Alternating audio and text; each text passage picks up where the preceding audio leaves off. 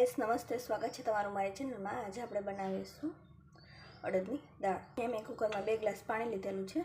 હવે આપણે એમાં એડ કરશું મીઠું, હળદર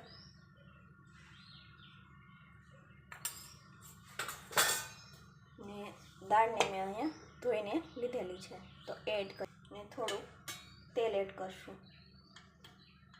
આની અંદર તેલ એડ કરવાથી આપણે દાળ ઉભરાશે નહીં। હવે આને આપણે 10 મિનિટ માટે ઉકળવા દેશું। તો અહીં આપણે 10 મિનિટ થઈ ગઈ છે તો આને આપણે ઢાંકણ ઢાંકી અને 5 થી 6 વિસલ થવા દેશું। અહીં આપણી દાળ બફાઈ ગઈ છે તો હવે આપણે આને થોડીવાર માટે ઉકળવા દેશું કુકર ખુલ્લું રાખીને, એટલે દાળ આપણી એકરસ થઈ જશે। એડ કરશું 2 તીખા મરચાં અને અડધું ટમેટું, સ્વાદ અનુસાર મીઠું,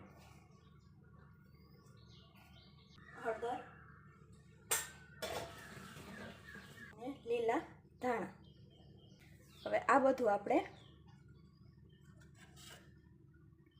5 થી 10 મિનિટ ઉકળવા દેશું। ત્યાં સુધીમાં આપણે વઘાર તૈયાર કરી લઈશું। હવે આપણે દાળનો વઘાર કરી લેશું। તો અહીંયા મેં તેલ લીધેલું છે વઘાર માટે, ને તમે ઘીનો પણ ઉપયોગ કરી શકો છો। તેલ આવી ગયું છે, આપણે એમાં હિંગ એડ કરશું,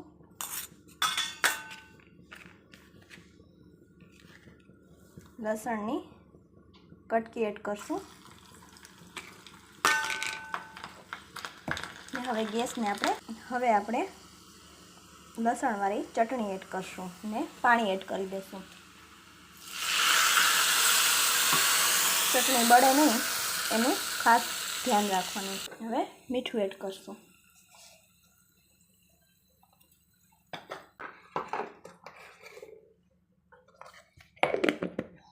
દાળ આપણી બની ગઈ છે। હવે આપણે એની ઉપર વઘાર એડ કરીશું